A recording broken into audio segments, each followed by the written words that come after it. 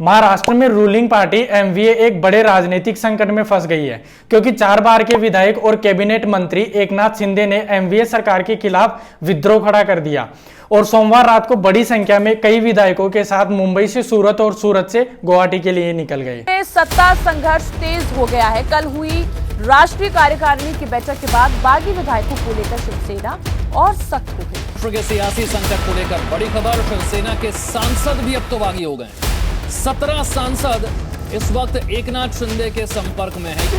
Show our viewers once again how it played out, because this is a live developing story. We had to remain on the latest pictures like the one you're seeing right now outside Shiv Sena Bhavan, and inside the Chief Minister's house right now. Maharashtra BJP के अध्यक्ष चंद्रकांत पाटिल गुवाहाटी रवाना हो चुके हैं। इस वक्त की सबसे बड़ी सोचेंगे हमारे मित्र, हमारे साथी और वापस वो हमारे परिवार में दाखिल होंगे। जो फुर्तीखोर एमएलए हैं वो सभी हमारे साथ में है।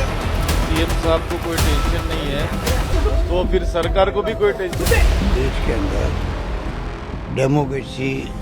हेलो एवरीबॉडी, ठाकरे के नेतृत्व वाली पार्टी शिवसेना अब बदल गई है। ये विद्रोह एकनाथ शिंदे के नेतृत्व में हो रहा है। शिंदे का दावा है कि उनके पास 49 एमएलए का समर्थन है, जिसमें सेना के 42 एमएलए और 7 निर्दलीय शामिल है। 2019 के इलेक्शन में शिवसेना ने विधानसभा में 55 सीटें जीती और एनसीपी और कांग्रेस के साथ गठबंधन सरकार बनाई। महाराष्ट्र विधानसभा की कुल संख्या 288 है।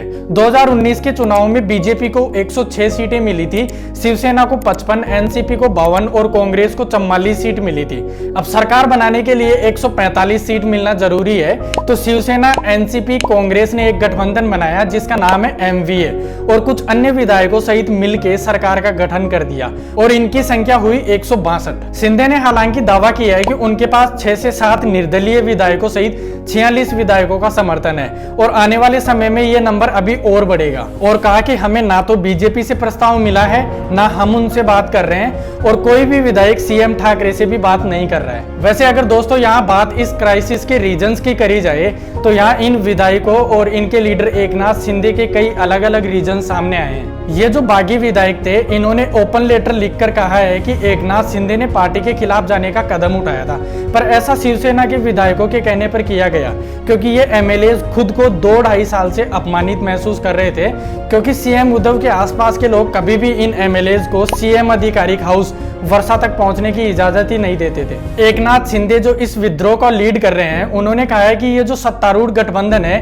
ये केवल अलायंस पार्टनर्स के लिए ही फायदेमंद रहा है, जबकि साधारण शिवसैनिकों को भुगतना ही पड़ा है। इसके बाद एनसीपी सुप्रीम शरद पवार ने कहा है कि ये शिवसेना का आंतरिक मामला है और पार्टी इसे खुद सुलझाएगी, तो कांग्रेस भी इसी बात पे टिकी हुई है। अब रही बात बीजेपी की, तो इसने साफ कह दिया है कि शिवसेना का कोई भी विधायक हमारे संपर्क में नहीं है और न ही हमने किसी से कोई बात करी है। पर ये इतना इजी नहीं है दोस्तों, क्योंकि बीजेपी सरकार हमेशा से कंट्रोवर्सीज में रही है, खासतौर पर पॉलिटिशियंस को उथल पुथल करने में। इनका रिकॉर्ड बताता है कि ये पहले भी कर्नाटका, उत्तराखंड, गोवा, एमपी और मणिपुर में ऐसा होते देखा गया है। बीजेपी हमेशा से ही गैर कांग्रेसी सरकारों को गिराने का प्रयास करती रही है।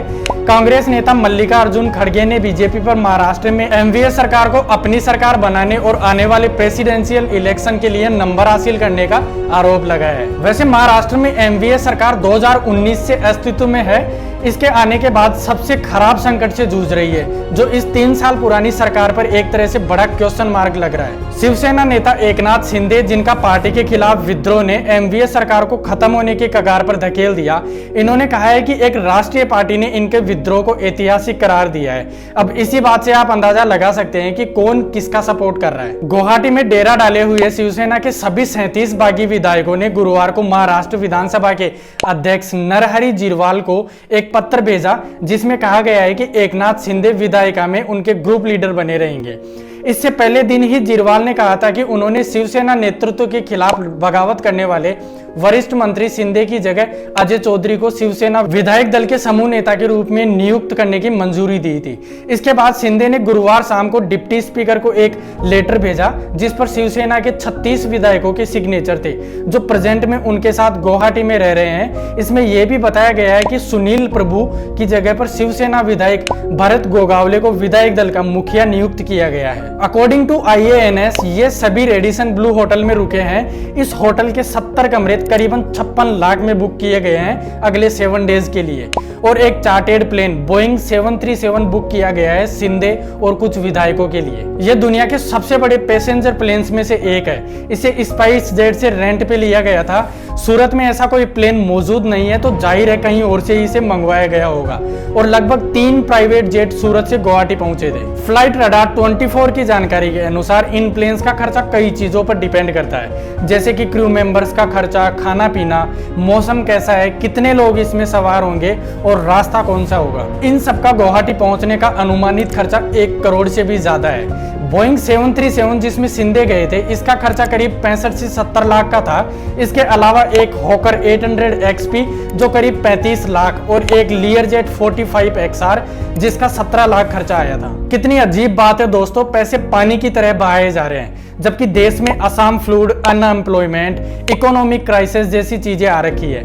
ये लोग बस अपना एक अलग ही गेम खेलने में लगे होते हैं, जबकि कई और अहम मुद्दे हैं देश में करने के लिए।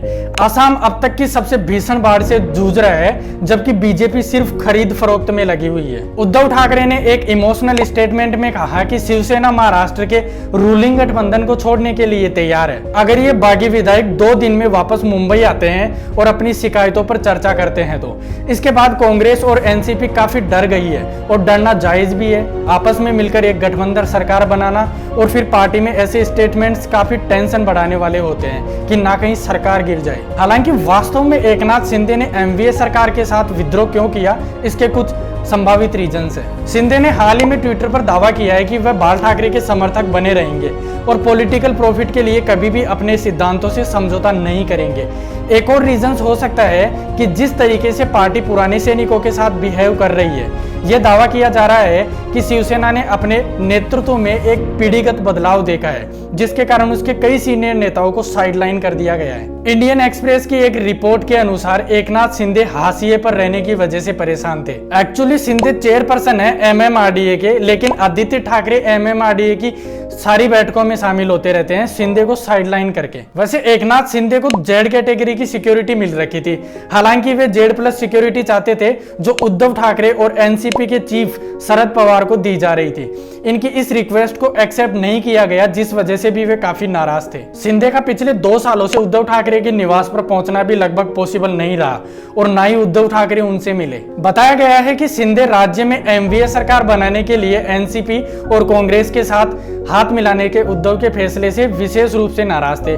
शिंदे की राय थी कि सहयोगी दलों खासकर एनसीपी ने शिवसेना के भविष्य को नुकसान पहुंचाया है। वैसे इसके कुछ एंड रिजल्ट्स निकल सकते हैं। एकनाथ शिंदे शिवसेना को विभाजित कर सकते हैं और दावा कर सकते हैं कि उनका ग्रुप ही असली शिवसेना है, और पार्टी सिंबल भी ले सकते हैं। इसके बाद वे बीजेपी के साथ मिलकर नई सरकार बना सकते हैं। एक सिनेरियो ये भी हो सकता है कि सारे एमएलए दल बदल कर लें, यहाँ सरकार गिर जाएगी, लेकिन किसी भी पक्ष के पास इनफ नंबर्स नहीं होंगे सरकार बनाने के लिए, तो राष्ट्रपति शासन लगाया जा सकता है। अगर वीडियो इंटरेस्टिंग लगा तो लाइक, और ऐसे और इंफॉर्मेटिव वीडियोस के लिए चैनल सब्सक्राइब करें। Thank you.